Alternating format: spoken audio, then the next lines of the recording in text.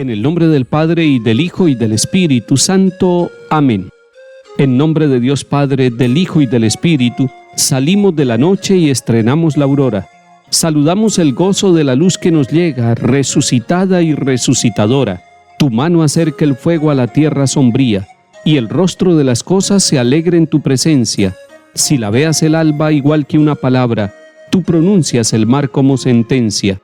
Regresa desde el sueño el hombre a su memoria, acude a su trabajo, madruga sus dolores, le confías la tierra y a la tarde la encuentras, rica de pan y amarga de sudores.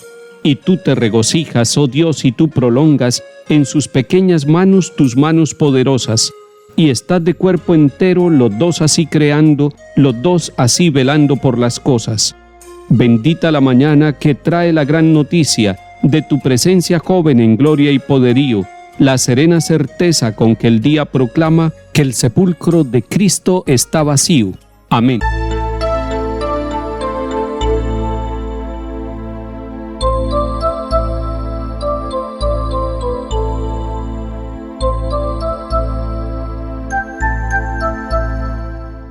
Lectura de la carta a los Hebreos, capítulo 10. Todo sacerdote ejerce su ministerio diariamente ofreciendo muchas veces los mismos sacrificios, porque de ningún modo pueden borrar los pecados. Pero Cristo, después de haber ofrecido por los pecados un único sacrificio, está sentado para siempre jamás a la derecha de Dios y espera el tiempo que falta hasta que sus enemigos sean puestos como estrado de sus pies. Con una sola ofrenda ha perfeccionado definitivamente a los que van siendo santificados. Esto nos lo atestigua también el Espíritu Santo.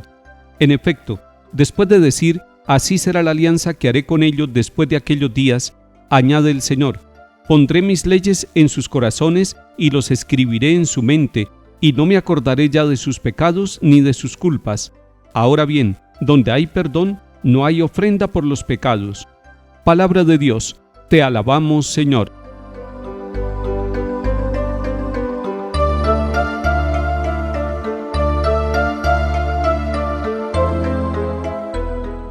El capítulo 10 de la carta a los Hebreos que escuchamos hoy nos está haciendo pensar en un único sacrificio que Jesucristo ha ofrecido a Dios Padre. Y lo dice dos veces. Dice inicialmente que Cristo, después de haber ofrecido por los pecados un único sacrificio, está sentado para siempre jamás a la derecha de Dios. Y más adelante en este mismo capítulo que estamos leyendo, nos dice, con una sola ofrenda ha perfeccionado definitivamente a los que van siendo santificados. Es muy importante que nosotros, los cristianos católicos, que tenemos el santo sacrificio de la Eucaristía, pensemos que ese es el único sacrificio de Cristo. Cuando el sacerdote repite las palabras en el altar, las palabras de la consagración del pan y el vino, esas palabras que el Señor Jesús en la última cena le dio a sus apóstoles y les dijo, hagan esto en memoria mía, se está actualizando el único sacrificio de Cristo. No es que cada Eucaristía sea un sacrificio nuevo de Cristo, es el único sacrificio, es el sacrificio de Jesús allá en la última cena y en el altar de la cruz. Allí Él ofrece el sacrificio para siempre, se ofrece Él mismo. Los sacerdotes del Antiguo Testamento ofrecían sacrificios de animales. Así lo vemos desde el momento de la Pascua. En el libro del Éxodo está muy bien señalado. Y todos los libros del Antiguo Testamento nos muestran los sacrificios que ofrecían los sacerdotes. Con la sangre del sacrificio se rociaba al pueblo, buscando la purificación de sus pecados. Pero esta purificación no se lograba. Realmente la sangre de los animales, lo ha dicho la carta a los Hebreos, no lograba purificar a las personas. Pero cuando se sacrifica el mismo Hijo de Dios, el Santo de los Santos, el único puro, el único verdaderamente leal y obediente a la voluntad del Padre, entonces ya no es necesario hacer muchos sacrificios. Es el único sacrificio de Cristo, y ese único sacrificio de Cristo es el que da la salvación. Pues bien, mis queridos hermanos, siempre que nosotros vamos a la Eucaristía, nos estamos uniendo a ese sacrificio. Qué bello que nosotros, los sacerdotes de la Iglesia Católica, en el altar, estamos delante de la comunidad ofreciendo el sacrificio redentor de Cristo. Y cuando el sacerdote está pronunciando las palabras de la consagración, la asamblea toda, la comunidad, el pueblo de Dios allí presente, está de rodillas, está en un momento de esperanza, está en un momento de reconocimiento de que tiene pecados y que solamente en Cristo encuentra el perdón. Y cuando ya el sacerdote dice, este es el sacramento de nuestra fe, la comunidad se levanta, pero es Cristo el que nos levanta, es Cristo el que nos eleva a nuestra condición de hijos de Dios, es Cristo el que borra nuestros pecados, y por eso la asamblea se une en una sola proclama diciendo, anunciamos tu muerte, proclamamos tu resurrección, ven Señor Jesús. Es que el sacrificio de Cristo se ha prolongado en la iglesia, en el altar, en los templos pequeños, en las grandes basílicas, en esa capilla campesina, allá junto al enfermo, se ha prolongado el sacrificio de Cristo. Y el sacrificio de Cristo Redentor perfecciona todos los sacrificios de la antigua alianza, del Antiguo Testamento. Todos los santos patriarcas, desde Abraham, estaban esperando este momento de un sacrificio que pudiera purificar los pecados. Pero cuando llegó la plenitud de los tiempos en Cristo Jesús, vino el único sacrificio, ese sacrificio que tiene un fruto. ¿Y cuál es el fruto? Es la ofrenda que va perfeccionando definitivamente a los que van siendo santificados.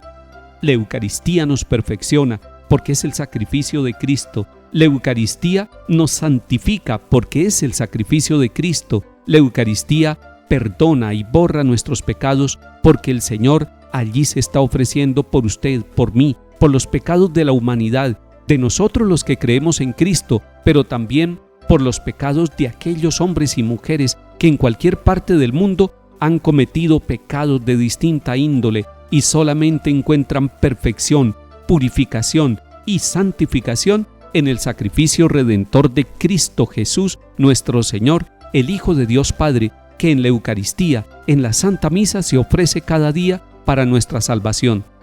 Ir a la Eucaristía es unirnos a la acción de gracias por aquel que ha perdonado nuestros pecados. Ir a la Eucaristía es decirle gracias Dios Padre porque en Jesucristo Señor nos ha dado la salvación que nosotros de otra manera no lograríamos conseguir. Es muy importante que nosotros recordemos que todos los bautizados, hombres y mujeres, somos sacerdotes, porque en la Iglesia está el sacerdocio común de todos los fieles recibido desde el día del bautismo, pero algunos hombres somos llamados para ser ministros sacerdotes del altar de los sacramentos y de la palabra. Y entonces recordar que todos los bautizados tenemos el sacerdocio y que nos unimos a la ofrenda de Cristo. Esto es muy importante, porque cuando un trabajador está ya en su lugar de labor, cuando un estudiante, cuando un deportista, cuando un artista, un científico, un gobernante está ofreciendo su tiempo, su vida, su pensamiento, su palabra y todo su ser, se está uniendo al sacrificio redentor de Cristo. ¡Qué bello! Mientras el ministro sacerdote ofrece la Eucaristía en el altar de manera sacramental, todos los bautizados ofrecemos nuestro trabajo de cada día, nuestras luchas, incluso nuestros dolores y nuestras enfermedades, uniéndonos al sacrificio redentor de Cristo.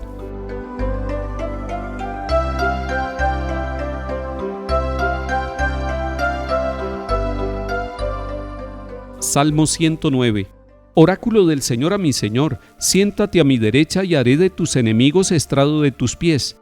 Desde Sión extenderá el Señor el poder de tu cetro, somete en la batalla a tus enemigos, eres príncipe desde el día de tu nacimiento. Entre esplendores sagrados yo mismo te engendré como rocío antes de la aurora. El Señor lo ha jurado y no se arrepiente, tú eres sacerdote eterno, según el rito de Melquisedec.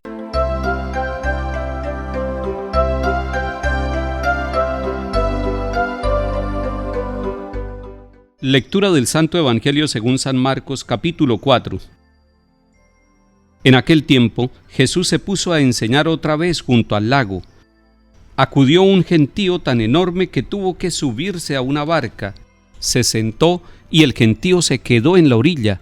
Les enseñó mucho rato con parábolas, como él solía enseñar. Escuchad, salió el sembrador a sembrar. Al sembrar algo cayó al borde del camino. Vinieron los pájaros y se lo comieron. Otro poco cayó en terreno pedregoso, donde apenas tenía tierra. Como la tierra no era profunda, brotó enseguida, pero en cuanto salió el sol, se abrasó y por falta de raíz se secó. Otro poco cayó entre zarzas. Las zarzas crecieron y lo ahogaron y no dio grano. El resto cayó en tierra buena. Nació, creció y dio grano. Y la cosecha fue del 30 o del 60 o del 100 por uno. Y añadió: el que tenga oídos para oír, que oiga. Cuando se quedó solo con los que estaban alrededor y los 12, le preguntaban el sentido de las parábolas.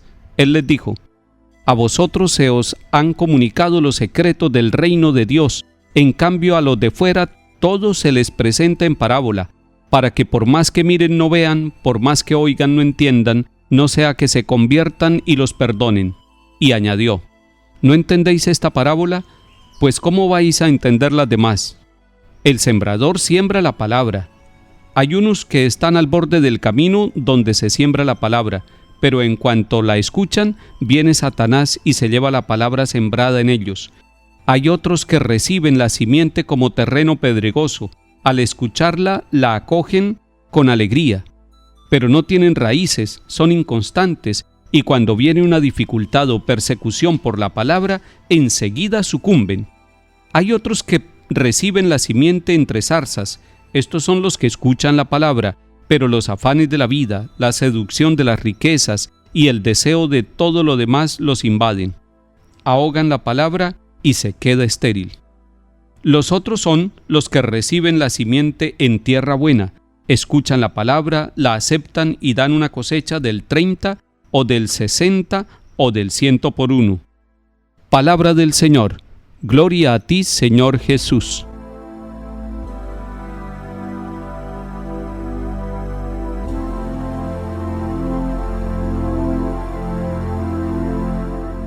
Esta parábola del sembrador es muy conocida.